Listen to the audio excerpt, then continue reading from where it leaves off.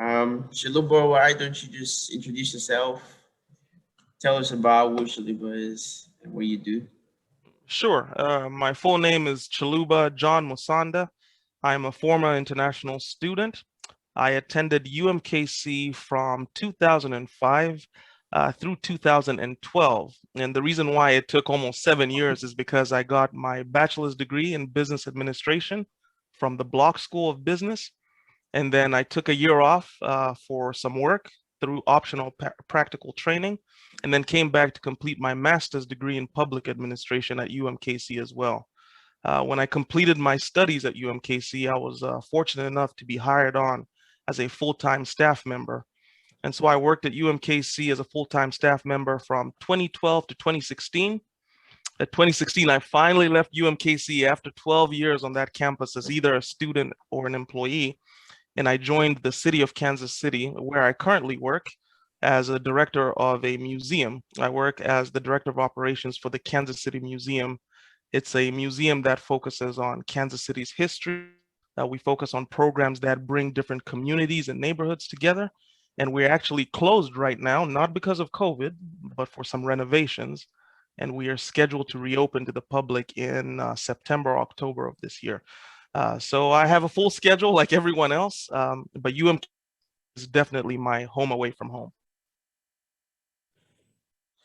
Nice. That was a lot of taking. It shows you've achieved some of your academic and career goals in the United Yeah, States. Yeah. yeah. So, how would you say what made you prepare like the most and trying to achieve those academic and career goals? Like you mentioned, you first did your undergrad, then you worked, then you did your master's. And considering you were being an ambassador, how did that prepare you to just achieve those goals and be where you are right now? Sure. The first things first, I have to give credit to a lot of people at UMKC who helped me along the way. There were people in the International Student Affairs Office that were there to guide me through the immigration process.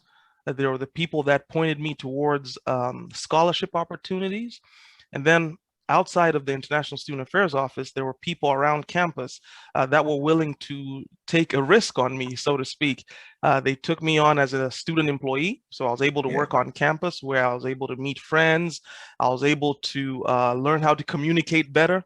I was able true. to learn about different cultures and so on and so forth. And then, of course, there are professors, there were teaching assistants, and so many other people that helped me get to where I needed to be.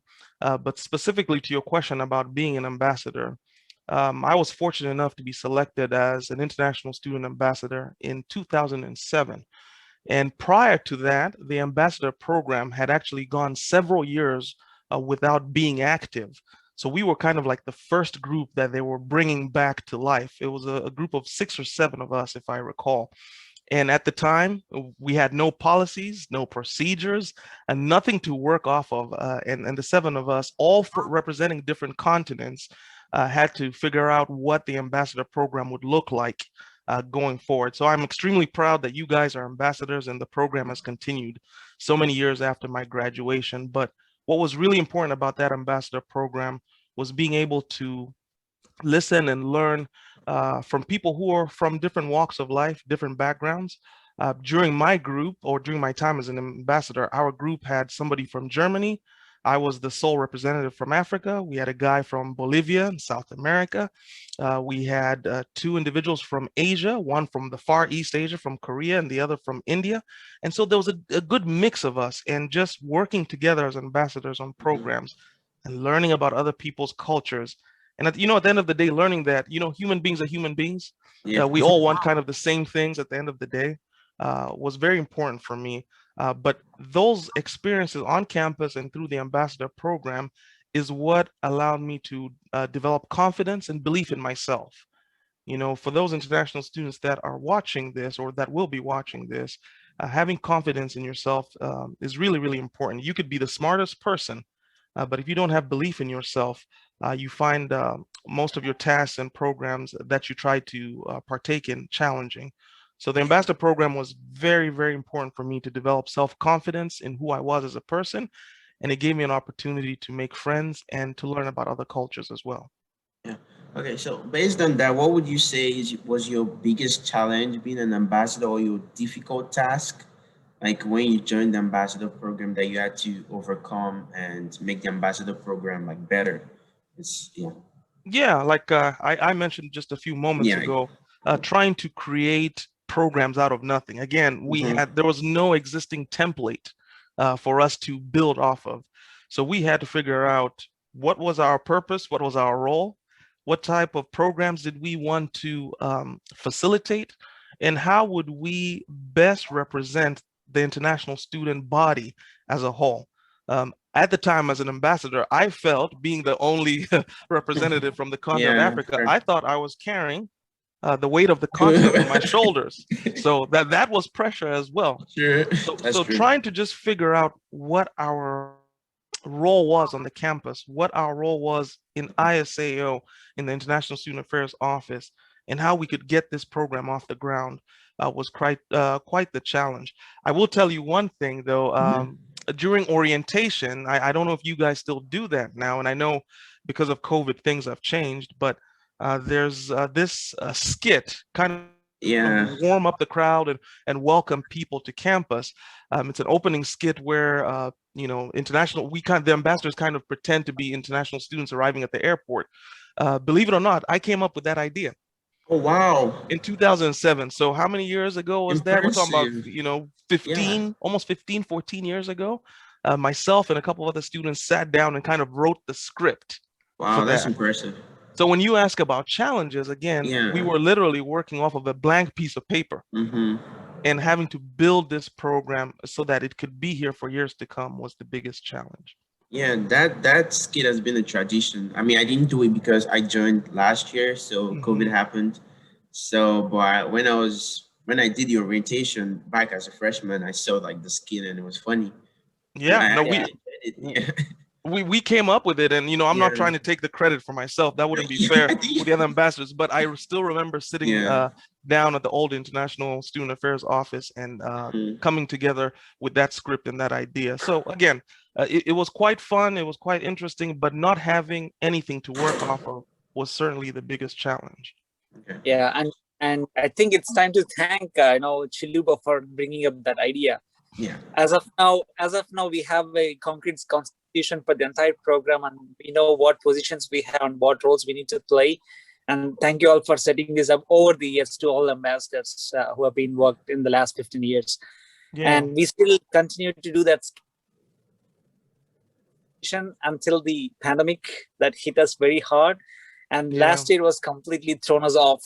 We were trying to right. find new ways to stay engaged with the campus. It's very difficult, but hopefully we will return back to the normal from coming fall 17, Yeah. fall Oh, 2021. absolutely. I can't wait till we get back to normal. It's been a tough year. So Mm-hmm. many lives have been lost. So many people have been affected and infected by this pandemic. And I look forward to you guys getting back to doing what you guys are good at. It's been quite Yeah. challenging. And it wasn't just the ambassadors who came up with these ideas alone. There were so many staff members at ISAO that cared about the program and wanted us to succeed. The former director of the International Student Affairs Office, her name is Sandra Galt. She's no longer with us. She passed away a few years ago. She too was instrumental in trying to bring back this program. She was instrumental in fighting for the funds that provide the ambassadors with the scholarships that you guys have. So credit to all the ambassadors that have worked throughout the 15 years, but also credit to the ISAO office for supporting students and allowing this program to continue. It was really a team effort. And you can see, just you guys are ambassadors yourself, just being in an office environment and working with different people, that also helps you guys. You're perfecting Yeah. your communication skills, your confidence building skills, your program planning skills. And I guarantee you, the last time I was in a class was in 2012, January. So we're looking at 8, 9 years ago. A lot of the things that I did at ISAO and in the ambassador program, I still do today. So, and I still use. So very valuable program, and it was a team effort. Based on your Thank you. last answer, you just answered two of my questions. That's I was okay. You gonna can still you can fire away. I might come up with a different Sure. response. I was gonna ask, so what did you learn as an international ambassador that you use at your current job right now, or like what impact did the program, ambassador program, like made you like better your personal life and daily activities? But I think you've answered it, but if you want to Oh, answer more. I can expand. Good questions, guys, and I'm enjoying this. So again, thank you Yeah. for putting this together. The best example I can give you in terms of impact of the ambassador program is growing up in Lusaka, Zambia, where I'm Mhm. from. That's a country in southern Africa. It's a medium to small size country, has a population of about 18 million people. I was born and raised in the capital city. I went to school there, you know, from kindergarten, middle school, and all the way through high school. While I was a student in Zambia, I had no idea or no understanding of what my public speaking skills were.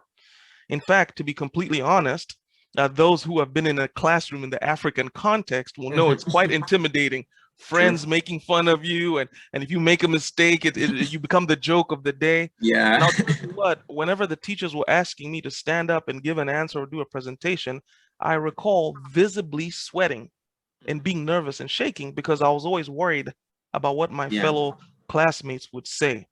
Now, believe it or not, let's fast forward. You know, I graduate high school, I apply to come to the United States, I arrive at UMKC, and 2.5 years after arriving on campus, I'm selected as a campus ambassador. And guess what made me do?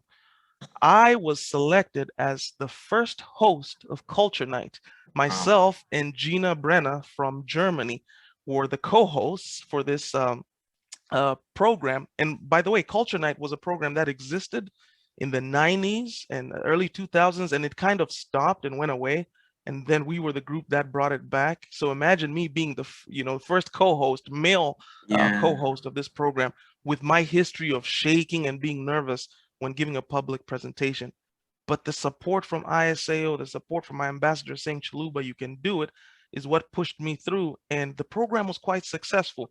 And you guys can confirm to me if Culture Night Mhm. is still an ongoing tradition, Yeah. you know, Mhm. not thinking of the pandemic that we've just experienced. So can you imagine what that did to my confidence, being Yeah. allowed to host a program and it was successful? So all of my public speaking engagements that I am involved in now, any kind of confidence that I had really starts from the ambassador program. So that's one of the skills that I have been able to carry on after leaving college. So the ambassador program, you might think you're getting more out of it because they're giving you a scholarship and that helps with Yeah. your finances. Truth be told, in the end, when you actually graduate, you'll realize that that you're actually taking more out of this program, and they're giving you more than the Mhm. scholarship actually. Yeah. I agree to that. Yeah. It's, I mean, this is my first year being an ambassador, and even though it's online, I've learned like teamwork and doing things and doing projects. But yeah, I definitely agree with what you said. And you say you're from Zambia and you applied to come to the United States as a student. So, what major differences would you say you've seen between your life in Zambia and your life right now in the United States? What differences, and what do you think about that? And how can one have a smoother transition, like the culture shock? How would you Mm, explain that to mhm. someone trying to move to the United States? Sure, another good question there. So outside of the normal differences that exist, you think about food, Hmm. weather, accents, the way people speak, the way people go about living their day-to-day lives. The biggest shock for me was time management. And what does that mean? In Zambia, I hope things have changed. It's been about 4 years since I went back home. I used to try and go back every year, but it's been about 4 years. So I hope things have changed. But growing up, when myself or a friend planned to meet at 2 o'clock, we didn't get there till 4 o'clock, and that's perfectly normal. And In I think time. you guys can relate to that. You know, Yeah. being late, at least in my little world, in my little town, in my little community, you know, there's no concept for time. It's kind of free flowing. We take it easy. There's Hmm. no rush. And then when I came to the United States, it was schedules, and you have to be at a class at 11:15, and the class ends exactly at 11:45, and then you got to go to your next class, and then you have to be on time with your on-campus job, and even just going out on a date with a Yeah. friend. You know, when they say let's meet at noon, Don't show up at 12:05 because you're gonna be late. So True. that was my biggest shock, as in, oh my goodness, people live by a schedule here. But I'll tell you what was also hard for me, and I assume it is for most international students, being removed from your world, what you know Yeah. as your world, as your comfort zone, does something to you psychologically, it does something to you emotionally. You begin to question yourself. If you're not surrounded by friends from a similar background as you, if you're just by yourself, because when I came, I was the only student from Zambia. And then I was alone. I had no family members. I was the only guy from my family in the United States. Who do you turn to when you have a problem? Whether it's financial, whether it's with Yeah. your grades, whether it's failing to make friends, whether it's a failure to get on-campus employment and the like. So international students carry a lot of burdens because you're literally being removed from what you know as normal and being thrown into a world where almost everything is different.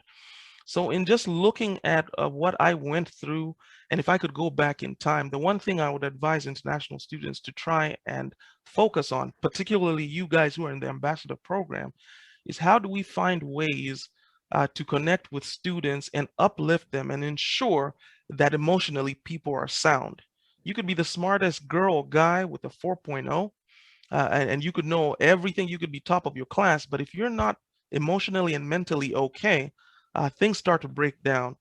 Yeah. And between us guys, I have seen a lot of international students break down, not only when I was a student, but when I started working at the International Student Affairs Office as an international student advisor. Students would come to me with so many issues, and most of them would stem from homesickness, culture shock, and some of these emotional things I'm trying to address. So there were challenges, and one of the things that helped me kind of just go through what I was experiencing was I kept a journal where I would write down my thoughts and write down my experiences. And lo and behold, years later, my friends, that journal became the basis for my book that I published in 2015. You have a I, book. I wrote a book. It's Oh, titled nice. Home Away from Home, the story of an international student's journey from Africa to America. There's some copies available at the UMKC bookstore, and I primarily sell them off of Amazon as well. So my journal became the book that I published, which tells the story of my life in America. So had it not been for the journal, who knows what I would have turned to for Yeah. emotional support. So it's not easy. You guys understand that firsthand. I agree. Yeah. So can we see your book again so Sure. people Sure. can know the name to buy it? So I highly recommend this book, even though I've not read it, but it sounds very interesting and so much knowledge can be learned as an international student from it. So Home Away from Home is on Amazon and it's also in the bookstore. You guys should go grab a copy. It could be life Thank you. changing. You never know. Thank you. I appreciate it. It's only $12.95. Yeah, you can You just can't beat sacrifice that your price. lunch. Yeah. True, true, true. So, based on that, what would you say you regret not having knowledge of as an undergrad, or something you wish you knew that would have been better for you right now that you had, assuming you had known that when you were still like an undergraduate student? What is there anything? Yes. There are a couple of things. I wish when I arrived, so I arrived in 2004, December, in preparation for taking classes in January 2005 as an Mm-hmm. 18-year-old. I had never been on a plane, never been away from my family, never been out Mm-hmm. of the continent of Africa. What I wish I had known or had been told is this. I wish somebody had sat me down and told me to think of the end in mind. And what do I mean by that? There were several weeks, months, maybe even a year or two that I wasted just, getting my feelings under check, trying to get a Mm-hmm. feel for how society was in America, when what I should have been doing is focusing on, hey, I'm here to get a degree, but what do I see in terms of career path? What is it I'm trying to accomplish? And then whatever that idea was, start working that backwards into where I was. And what I mean by that, it took forever for me to get to the career services office for them to review my resume.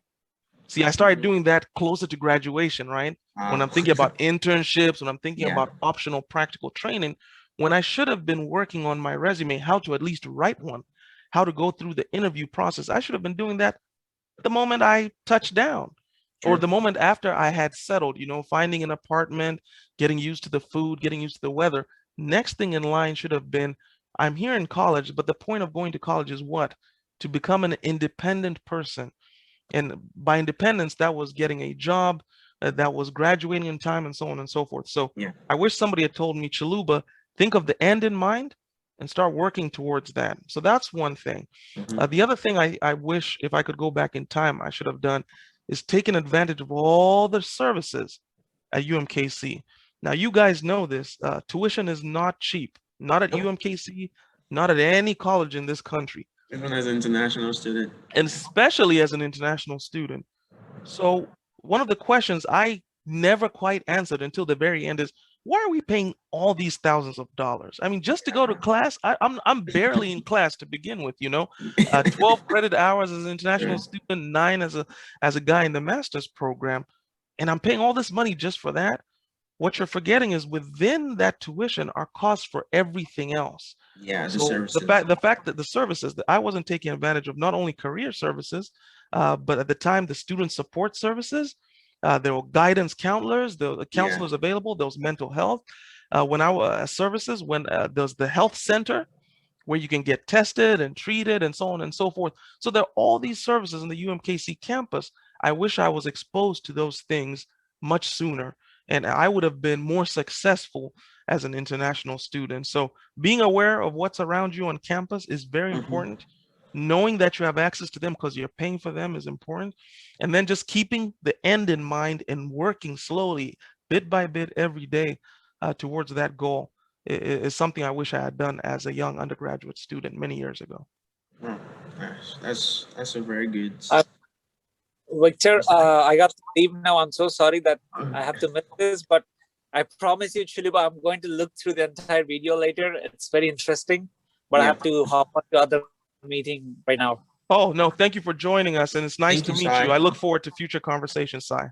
Yes, we will visit your museum when it opens sometime. Will do. Yes, I will extend an invitation to you. Bye-bye. Thank you so much. Bye-bye. Thank you, Sai. Bye. All right, so the next aspect of the interview would be finding a job as an international student. I know this topic is quite, there's no right answer, there's no wrong answer. It's been like challenging for international students to get a job. So was it also challenging for you? Was it stressful, like after undergrad trying to get a job in the United States? What was your experience like? Yeah, the job market, especially now in the middle of a global pandemic and an economic downturn, I can only imagine what it's like. It's hard for Americans themselves to get jobs. If you look at the unemployment numbers and the number of people that have lost jobs, there are so many people out there hurting right now. So that is a challenge. Just finding a job, period, regardless of your background, is a challenge. During my time, when I was trying to look for work, there was also an economic downturn. We had the global stock market crash that took place around 2008, 2009, when I was completing my bachelor's degree. But I'll tell you what helped me. What helped me first and foremost was trying to find work on campus, because you have to build your resume from something, right? When I came to the United States, my resume was blank. It was a blank piece of paper. I had no work experience. All I did was play soccer all day. I'm a soccer guy, soccer? Right? Oh yeah. Oh well, not anymore. I mean, I've got a little beer belly now, and my knees are not as strong as they used to be. Man. Grown man with kids, so I'm not the same guy. But back in the day, I could show a lot of people one or two things on the soccer field. But so yeah, I had no resume, no background coming from where I was coming from, and finding an on was the beginning for me, because that is where I built some work experience. So for those that are fortunate to find on-campus work, that was kind of step one, and that is step one. Step two was taking advantage of curricular practical training, CPT, where they allow international students to go and work off campus in a field that is related to what you are studying, to get some curricular practical training.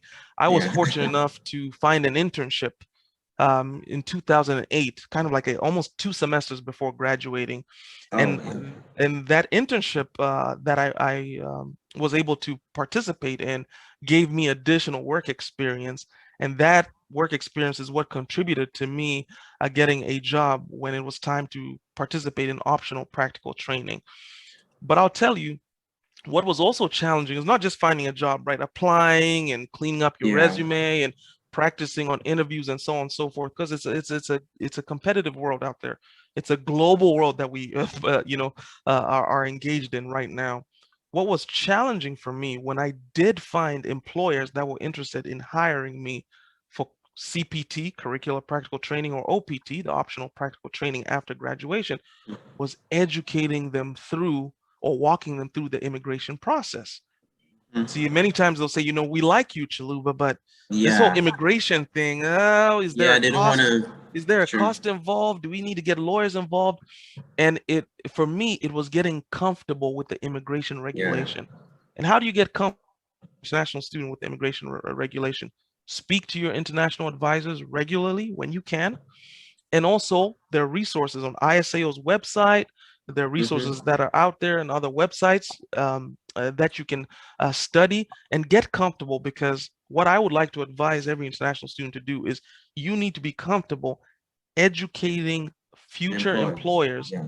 through the process and reassuring them that this is legitimate and connecting the dots for them, letting them know that no, no, no, I'm not here doing this on myself. It's UMKC that is Yeah. endorsing me to participate in these programs. So international students need to understand it's not just about finding a job. That's step one, polishing your interviewing skills, getting that resume put together, Mm-hmm. getting it reviewed, but also being comfortable educating people, educating employers through the process.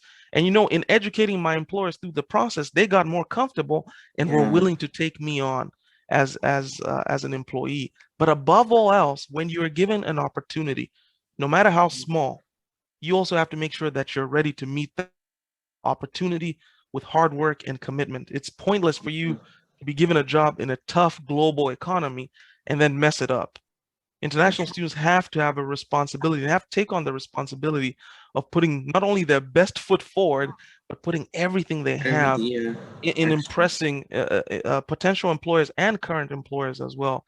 So it was challenging for me, but everything I'm talking about is what I did and is Yeah. what helped me through the different processes of getting work off campus.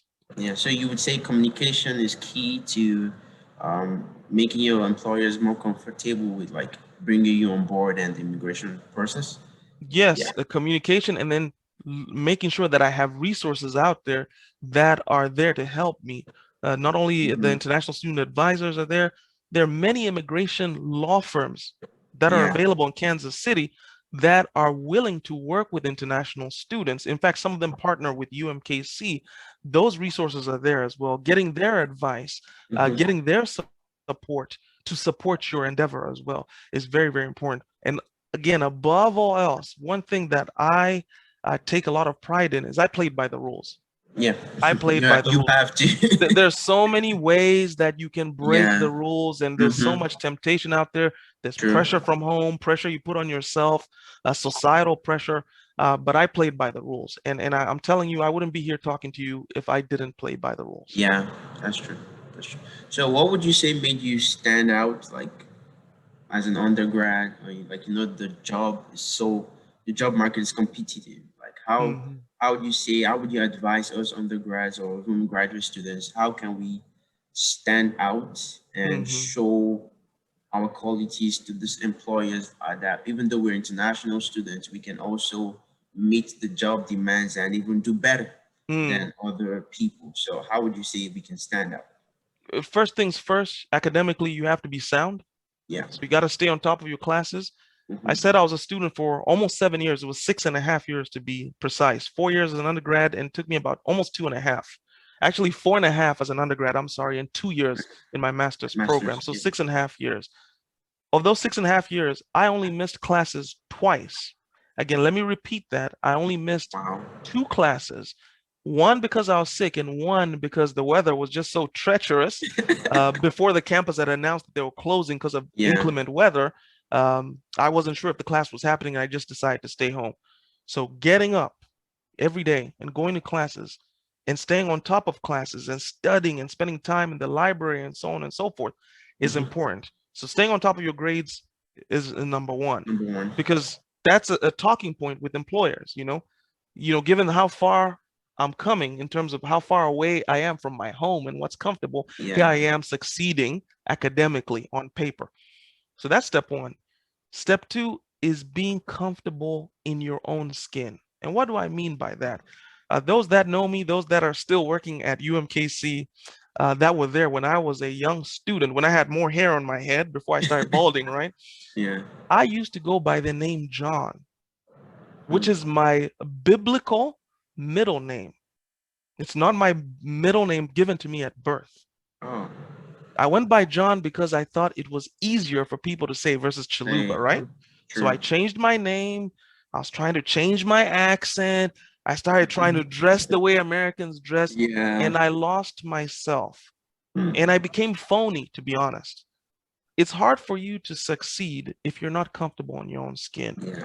So while you are studying hard and trying to get those good grades and looking for opportunities, you need to be comfortable with who you are. You need to be comfortable telling people, I am such and such person from such and such country. Yeah. I'm here to pursue my academics. You need to stand tall and be confident. There's nothing wrong with you. We're all human beings. And I had to learn that. It took me a while, my dear brother, to be comfortable in my own skin. And that way I built confidence. And you might be thinking, where is this leading to? When interviews or interview opportunities came up, guess what? I was comfortable with myself. I wasn't shaky. And employers could see through that. They can see when you're pretending. They can see when you're nervous. So spending time and investing in yourself emotionally is important. It's not just about learning about academics and whether you're in physics or business or engineering. It's also learning how to improve yourself, improve your communication skills, improve how you make eye contact, and how you can interact with people, learning about different cultures, finding yourself in terms of where you fit in society. Those things are important as well. People think it's not important, but they make a huge, huge difference with employers. So being academically strong, going to classes, working hard whenever you're given an opportunity, and being comfortable in your own skin, I think, is the beginning foundations, the basis for better things to come. Yeah. So if I understand you, you're talking about like a mentality thing right now, like being comfortable in your own skin. So how? I mean, it's difficult to have the mentality shift coming from like maybe like somewhere outside United States all the way to America. So how can one have that strong mentality of, oh, I have my roots from where I'm from and I still want to go by those roots, but you still have to I think it's called assimilation, like you have to Yes. where you're at now. So how can one have that balance? How would you say you had that balance in still remembering where you're from, who you are, your identity, and also trying to, should I say, assimilate, Assimilate and fit in. fit into the old culture you're exposed to right now? That is a fantastic question. It is a delicate dance. It's a delicate balance, right? Are you assimilating and giving up your own background and culture? Yeah, exactly. Or are you being stubborn in your own culture and not assimilating enough? It's Yeah, a delicate balance. And everybody has to find their own balance and what works for them. But what I will say, when you talk about mentality and confidence and so on and so forth, I had to sit back. I still recall in my one bedroom apartment, I was sharing it with another guy from your home nation of Nigeria. Yeah, he was a Niger boy, as they say. And I remember sitting in my bed. By the time I didn't even have a real bed, I had a little mattress. That's all I could afford. Times were tough, Those days. and all the resources my family had were dedicated to paying tuition, right? Yeah. And just basic upkeep as well. But I remember sitting on my mattress and thinking, so I'm from a country that has a population of, at the time it was, 12, 13, maybe 14 million. And I said, of all those people back in my country, here I am, the only international student from Zambia, from Lusaka, the capital city. And I would sit back and say, how many people would trade to be in my position from home? Yeah. Thousands, maybe millions. So that was the first thing. I had to acknowledge the fact that I was in a very privileged and unique position. I said, okay, that's so good. now that I know I'm in a privileged position, what does that mean? What can I do this? The second question I asked myself after understanding I'm the only guy from my country or the only guy with my circumstances was, now that I'm here in the United States, what makes me unique? Mhm. All of us are unique. All of us have God-given talents and skills that are different from other people. It doesn't matter if they're 100 students from Nigeria. You are Yeah, unique. There's something that you bring to the table, given your background, given your family, your genetics, and so on and so that's forth. true. So as soon as I realized, wait a minute, there's only one Chaluba, literally. I'm unique and I can bring something unique to the table. That as well started allowing me to become more confident. See, so the first thing is like understanding, well, there are millions of people that would love to be in my position. I'm very fortunate. Yeah. And with that comes responsibility. I have to work hard. I have to put my best foot forward. I have to stay away from trouble. The next thing was, wait a minute. Not only do I have this responsibility, I'm in a unique position. I'm a unique Mhm. person. And because of that, I'm going to approach every situation with my best self, with myself, being confident, introduce, getting comfortable with, hey, my name is Chaluba. I'm from Zambia. I'm an international student. Not shying away, because my first 2 years I was shying away. I Yeah. thought I could blend in with the Black American students. You know, I was ashamed of Africa, and I was ashamed of Africa. Wow. I was ashamed of where I was from because of how Africa is portrayed in the media, Sure. right? So Sure. all those Yeah. things I had to shed away. I had to wipe those things off of myself and say, look, I'm in a fortunate position. Mhm. There's only one of me, and I need to be comfortable with myself. So I never gave up on my culture, but at the same time, I had to embrace this new world, this new society that I was in. And again, it was a delicate balance, but it starts with you. It starts up here, being mentally strong and understanding there's so many people that want to be in your shoes. And what would they do? They would give up their right hand if they could to be in your Yeah. position. Sure. So you Sure. take that responsibility and that pressure, put it on your shoulders, embrace it, and understand you are here for a purpose. You're fortunate enough to be here, and take advantage of all the resources that are available for you. Don't lose who you are as a person. Embrace your new society, but be confident in yourself. That's what I'm trying to get at, is Yeah. having confidence in oneself. I agree totally. Like I agree on when you say there's so many misconceptions about Africa and just international students in general. But Hmm. it's better to embrace that and try to educate people also on where you're from, and like educate them on, oh, it's not what you think, but Hmm. we're better than what you even think. So it's like, yeah, I strongly agree on that. Um, so just general questions now. Sure. What is your favorite place to eat in Kansas City? Favorite food? Well, yeah, I'm a barbecue kind of guy. Okay, Joe's barbecue. Joe's Or Barbecue, I've had it. I'm sorry to tell you this. I'm a Gates guy. I love Gates okay. Barbecue. Anything with barbecue, I am there. I'll also be very honest, and you will appreciate this, and I think a lot of international students will appreciate this. Um, at the time, coming from where I was coming from, Mhm. I grew up at a time in Zambia where the concept of a drive-through food place just wasn't there, didn't exist, Nope. right? So the Yeah. first time when I joined a group of American students to go order some food, I panicked and I just ordered the first thing I saw. This was at McDonald's.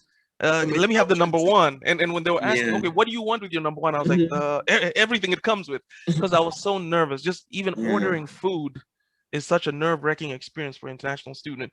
So what am I trying to get at when it comes to food? I still love the number one order from McDonald's, which is a Big Mac Okay. and fries with a Sprite or a Coke. So Mhm. I'm a simple guy. A lot of the things that I used to eat as a young international student is what I still eat today. But Oh, barbecue wow. by far is my favorite type of food, Yeah. particularly Gates barbecue. Yeah. Yeah. Do you like pizza? No. Yeah, no, Okay. I'm a pizza guy. I would say maybe pizza is maybe third or fourth on On the the list. list on the list Yeah. of things I like, but definitely barbecue. Oh, nice. Well, what else? What activities do you like to do in Kansas City? Like, do you like to go on tours, like the museum, Nelson Mm. Atkins? Like, what do you do? Like, if you have a free time that international students can do and enjoy in Kansas City? Yeah, it's funny you say that. A lot of the things that are available for people to do in Kansas City. I started enjoying them towards the tail end of my undergraduate days, and Mhm. then as a master's degree pursuing student.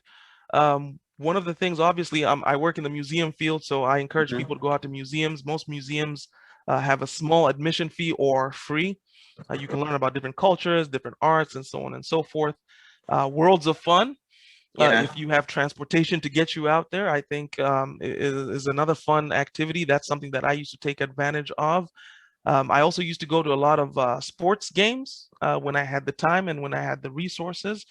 So going to see the Royals when tickets Mhm. were cheap, I would advise people do that. Now, coming from Africa, baseball is not a big thing at home, but Yeah. learning about American sports as well is my way to find friends Mhm. and integrate myself into this society. Going to see the Chiefs Yeah. when So it's you like affordable. football? Yeah, oh, I'm a big football guy Oh, now. nice, American nice. football. Soccer is still my number one, but Yeah. I love my That's part football of as the well. simulation, I That's part of the guess. Yeah. assimilation. You could say I'm calling our Mhm. football soccer, right? Yeah. Because That's I've true. assimilated now. Mhm. So attending sports activities, going to places like Worlds of Fun, taking advantage of the free activities around the city, um, as well is something I would advise international students to do. And then when I became of age, every now and then, going to the Mhm. Power and Light District, a little Mhm. dancing didn't hurt anybody, as long True. as you do it respectfully, Uh-huh. as long as you drink responsibly as well. Those Mhm. type of activities as well is something that I used to do, not frequently, Yeah. but I took You advantage work of that with my first, then you friends. play after, I guess. That is correct, and you do it responsibly. You do it responsibly Responsible. and with the rules. So those are just some of the activities I did around Kansas City. Nice. Okay, so final question. Final question. What's your advice if it's just one thing you had to say to anyone from any walks of life coming to the United States to pursue an undergrad or graduate? What would be one thing you would just like let them know? If you had the one thing to say, Mm. what would you say? Exactly. The last question. There, Think. there's there's so much I want to say, There's but so much. Yeah, there's I you've said a want to lot. be succinct, and that's Yeah, another great question. What's the one thing just one thing. I would say? Managing your expectations and perceptions of life in America is One. very, very important. And what do I mean by that? Part of why I decided to publish my book, I used to keep a journal. It was kind of Mhm. my own self-therapy, kind of writing what I was experiencing and interesting things I was seeing in Kansas City and on campus. Converting that private journal into a public book, one of the big things I highlight at the beginning of the book was the fact that I was filled with all these perceptions and expectations of America.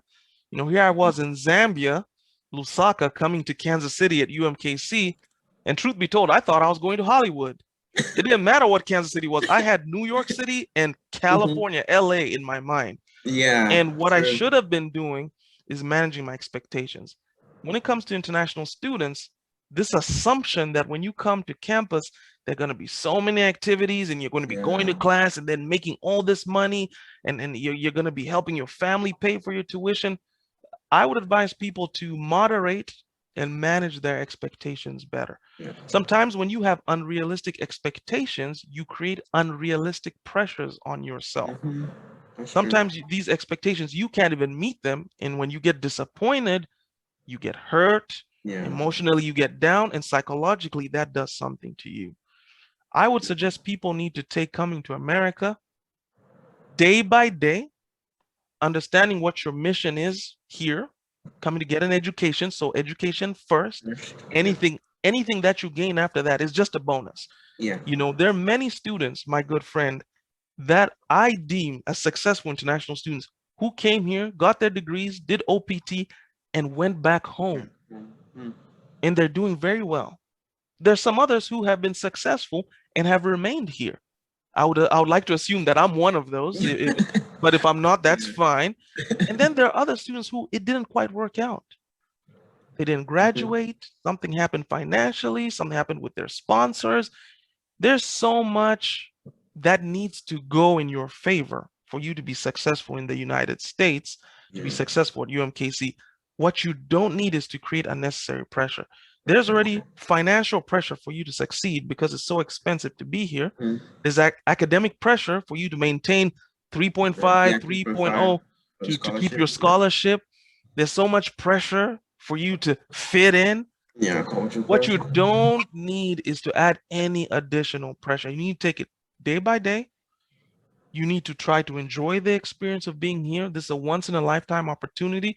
There's so many people who are from the places where you and I are from, my dear brother, that will never even get to see a neighboring country, let alone a neighboring town. You know what I mean? But here we are in a different society. So moderating yourself, managing your expectations, Mhm. and also understanding that you're not always going to succeed. Some things in life you're going to fail at, some things you're going to Appointments succeed. happen. Yeah. Disappointments happen. And last but not the least, reaching out for help. I wish somebody had told me this as a young international student. When you are in trouble, when you're facing a situation or before a tough situation comes, reach out for help. That's why ISAO is there. That's why the Career Services Center is there.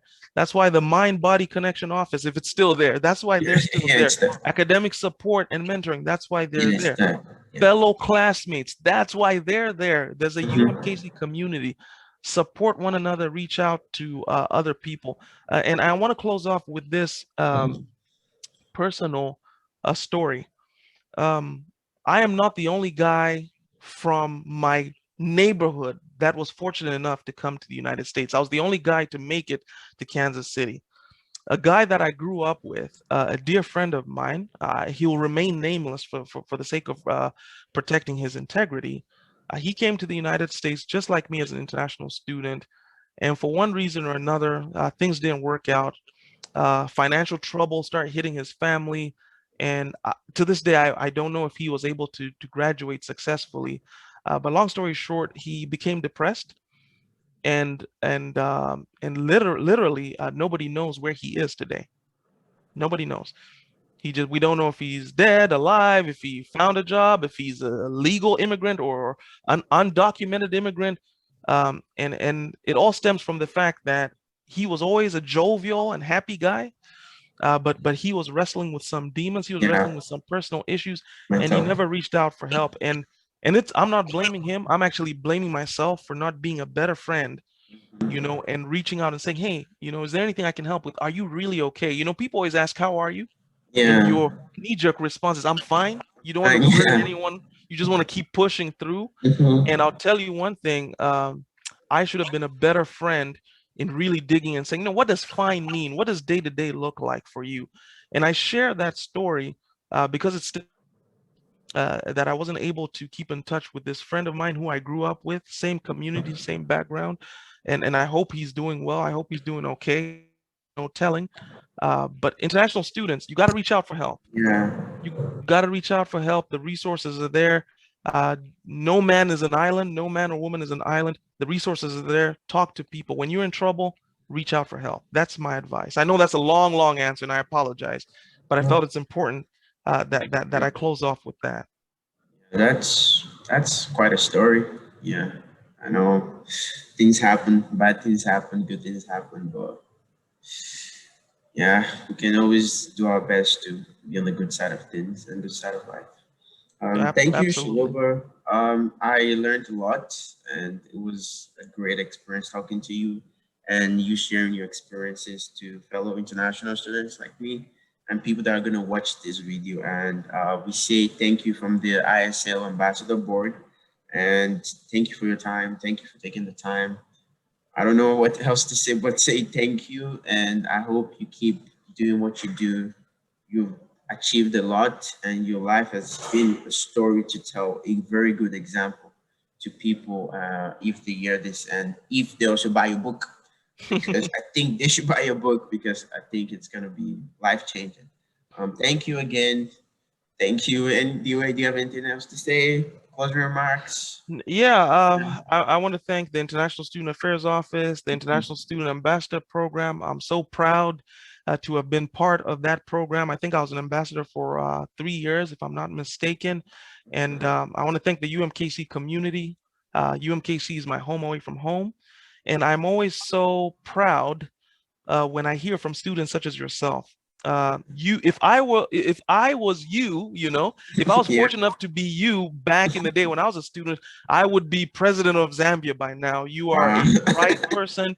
You have a bright future ahead of you, Thank you. and so do the rest of the ambassadors. And I'm just so grateful that the ambassador program has continued. Yeah. And if there's anything I can ever do in the future for you guys, don't hesitate to call or email me. Definitely.